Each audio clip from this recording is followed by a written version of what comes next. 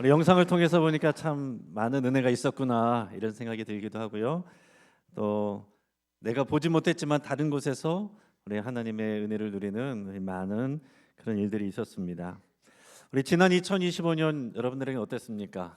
우리 세계적으로도 굉장히 다사다난한 많은 일들과 또 분쟁과 기후 위기와 경제 불황 다양한 문제들이 끝이 없었습니다. 또 우리 교회는 2025년에 50주년 설립 50주년을 맞이해서 우리 다양한 은혜의 시간들을 보냈어요. 특히 초반에는 2층 우리 교회 2층 12돌 프로젝트 리모델링 완공을 했고요. 또 전교인 수련회를 가졌고 50년사를 발견했습니다. 또 한편으로는 또 유난히 금년 하반기에 장례가 많았습니다. 지난 8월부터 유난히 장례가 많이 발생해서 최근까지 8월부터 지금까지가 17건이 있었습니다. 우리 곁에서 함께 예배하고 기도하고 섬기던 그런 분들도 또 하나님 나라로 가신 분들이 여러분 계세요. 여러분, 우리는 1년이든 또 평생이든 결국은 마지막 시간을 맞이하게 됩니다. 여러분은 한 해를 지내면서 후회가 없으셨어요? 우리가 후회 없는 삶이 됐으면 좋겠습니다. 저희 평생의 소원도 이 땅에서 정말 주님을 의지해서 더 충성하고 헌신한 후에 후회 없이 우리 주님을 만나는 게 저의 꿈입니다. 소망이에요.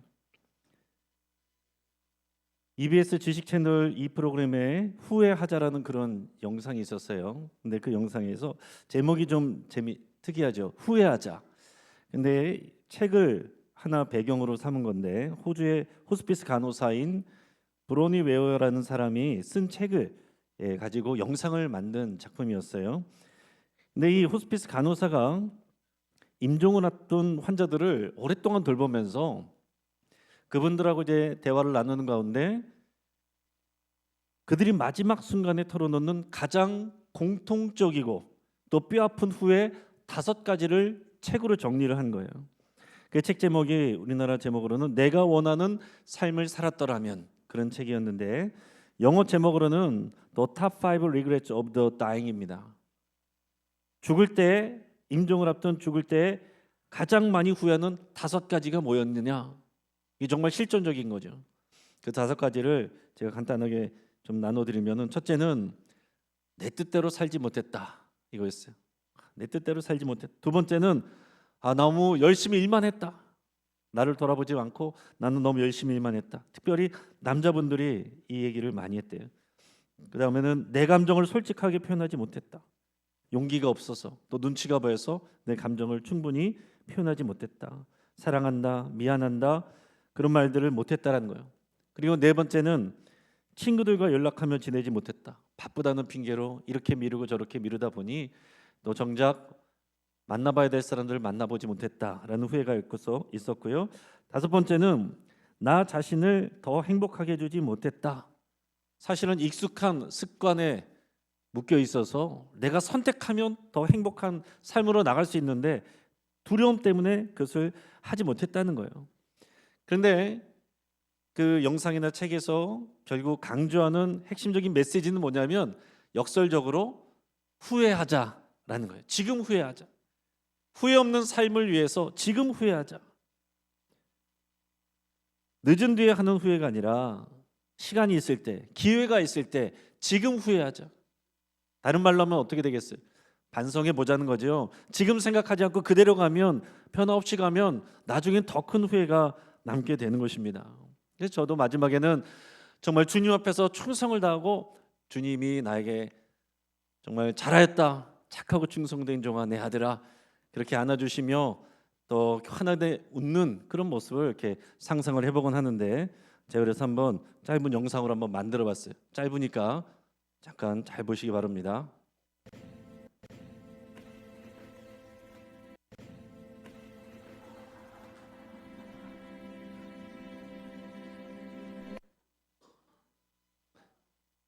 제 목양실로 예수님이 찾아오셔서 저렇게 안아주시는 그런 상상을 제가 이제 영상으로 만들어봤는데 저는 보면서 너무 이제 감동스러웠고 마지막 때 정말 저런 모습으로 주님을 만났으면 하는 그런 마음을 가졌어요.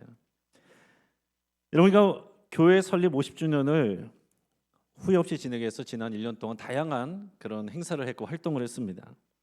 이번에 2층 리모델링 프로젝트명이 뭐였습니까? 12돌 프로젝트였어요. 그리고 이번에 50년사 발간할 때 그 책 제목이 12돌을 세우며였습니다. 그리고 오늘 송구영신 예배 설교 제목도 12돌을 세우며예요.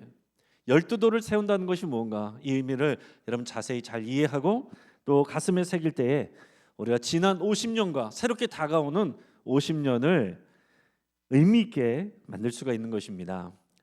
그런 의미를 가지고서 여호수아 우리 본문 4장 20절에서 24절 말씀을 다시 한번 소리내서 같이 읽겠습니다.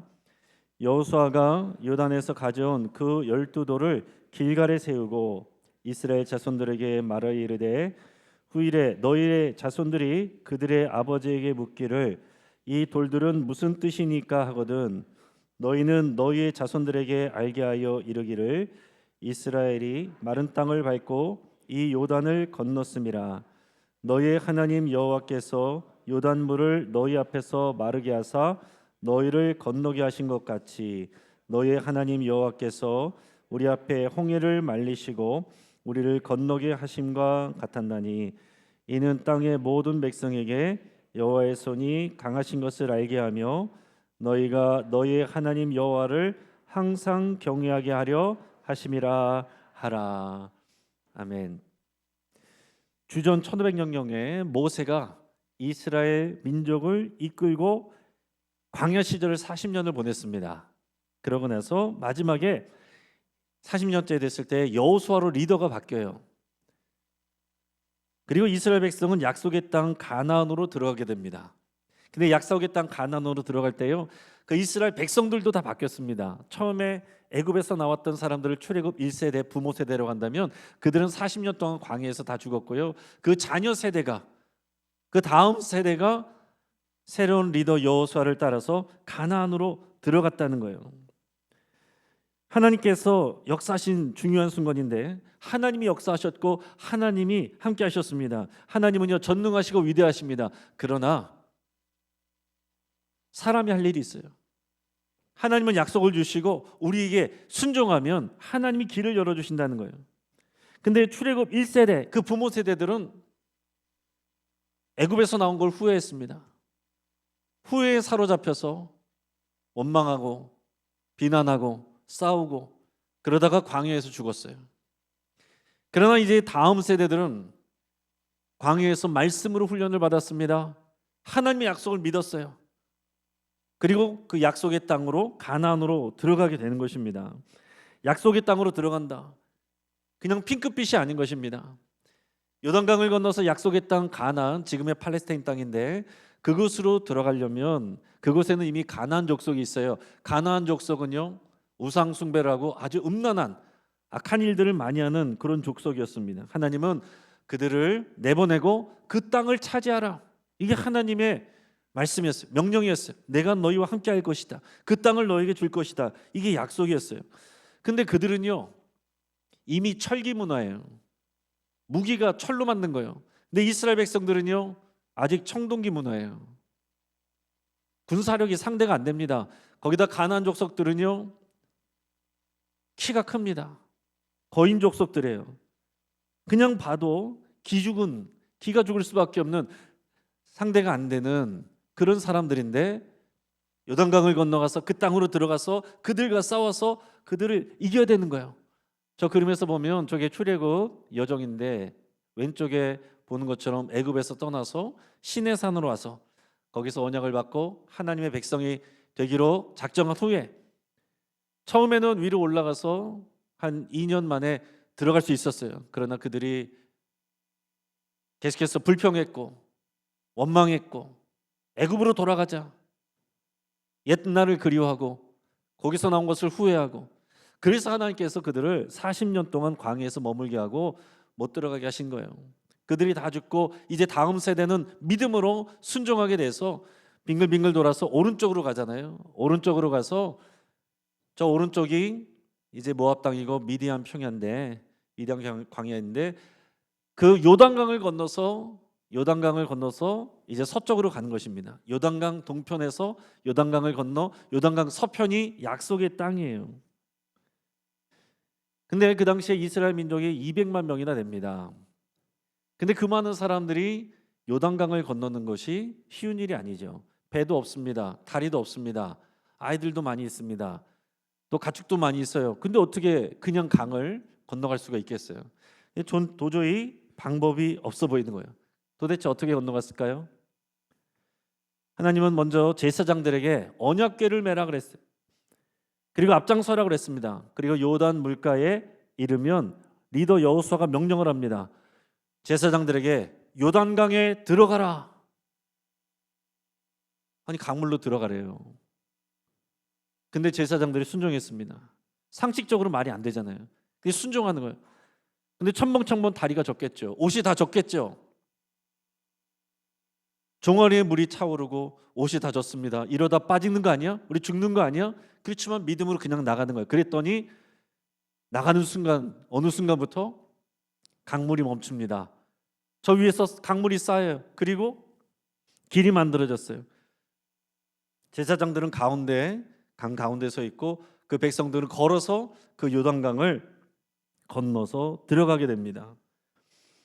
이게 놀라운 하나님의 역사죠. 하나님의 기적입니다.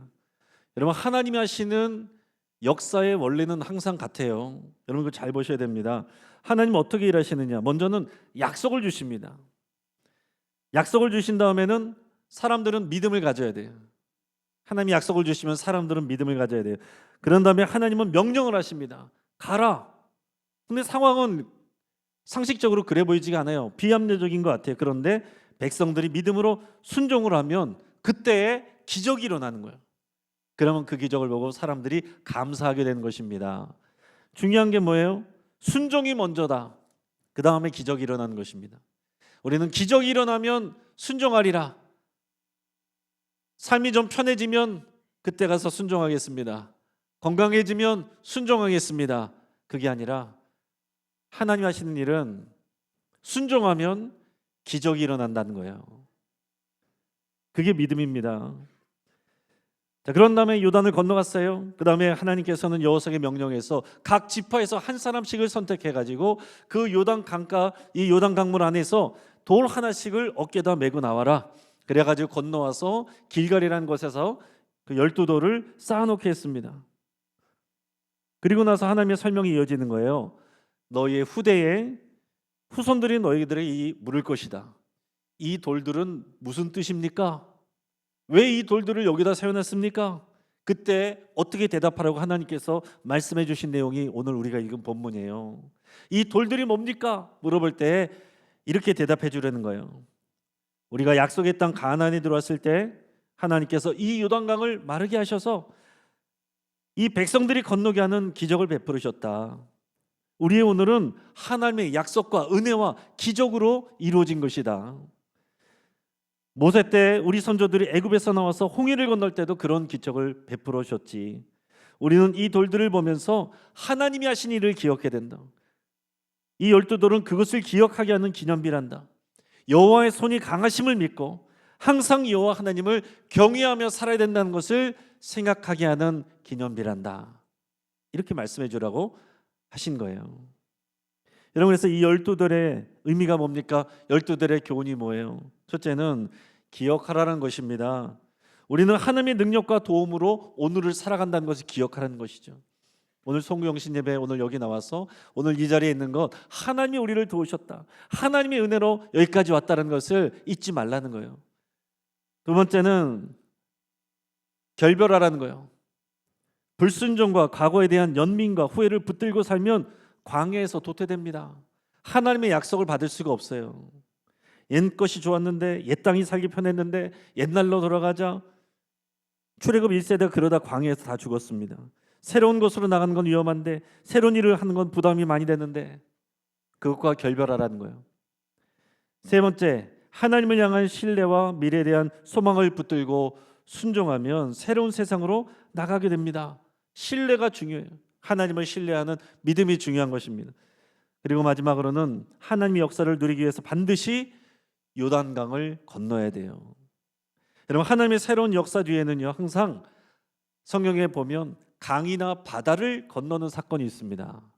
내가 살던 익숙한 곳, 그것을 떠나서 전혀 다른 세상으로 강을 건너고 바다를 건너서 가는 그 모험과 도전이 있었다는 얘기예요. 주전 2000년에는 아브라함이 우상의 도시 이 메소포타미아 제약에서 유프라데스 강을 건너서 하나님이 약속하신 그 가나안 땅으로 왔었어요. 그때는 나라가 아니었어요. 그래서 후손들을 낳았을 때 그냥 가족 몇 명이었고 사람들은 그들을 히브리인이라고 불렀습니다. 히브리인이라는 말은 강을 건너온 사람들이란 말이에요. 그냥 민족도 아니고 나라도 아니었어요. 근데 그러다가 그들이 애굽으로 들어가고 많은 백성이 되고 이제 민족이 됩니다.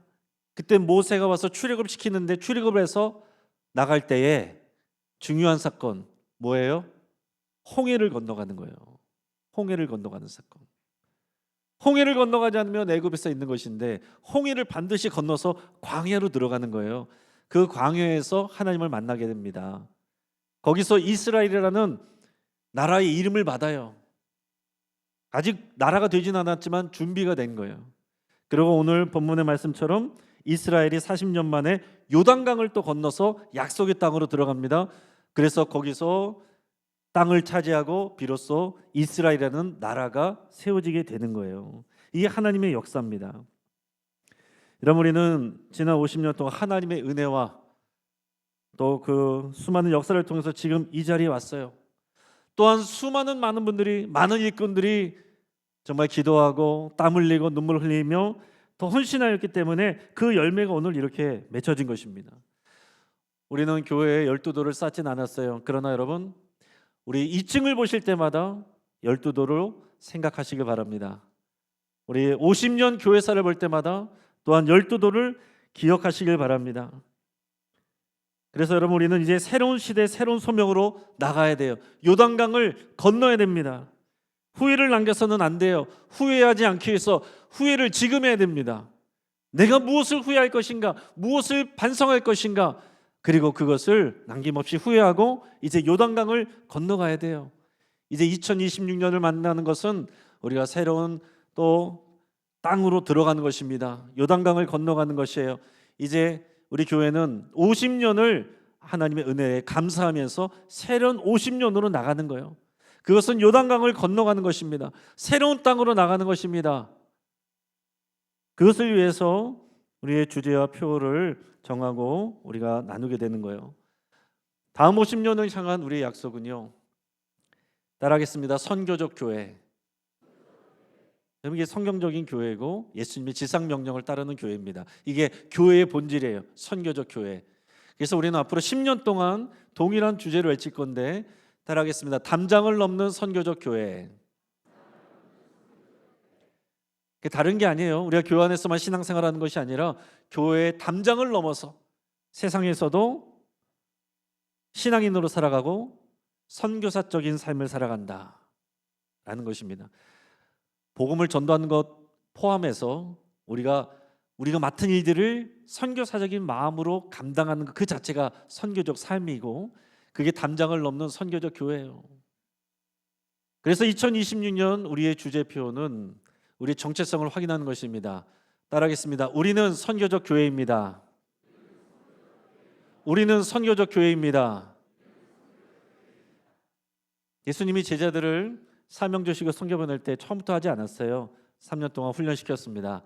우리가 말씀을 듣고 교제하고 순종하는 훈련들을 먼저 할 거예요. 그러면서 우리가 흩어지고 또 세상으로 나가고 선교하기 위해서, 선교적인 삶을 살기 위해서 우리가 앞으로 10년 동안 그렇게 달려갈 것입니다. 이것을 위해서 우리가 캠페인 3가지 외치겠습니다. 밑에 3가지 같이 외칠게요. 외칠게요. 시작. 나는 가정의 선교사입니다.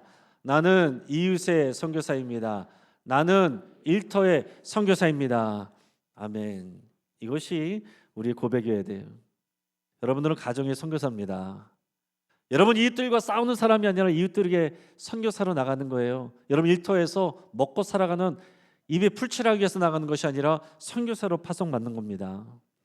여러분들의 마음과 가정과 일터에 이 12도를 세우시기를 바랍니다. 후회 없는 삶을 위해서 여러분 지금 후회하시고 이것이 반성으로 이어지고 소망으로 이어지고 결단으로 이어져서 여러분 새로운 시대로 함께 나가시길 바랍니다. 여러분들의 마음과 가정과 교회와 일터에 이 12돌을 세우시기를 주의 이름으로 축복합니다. 이 말씀을 붙잡고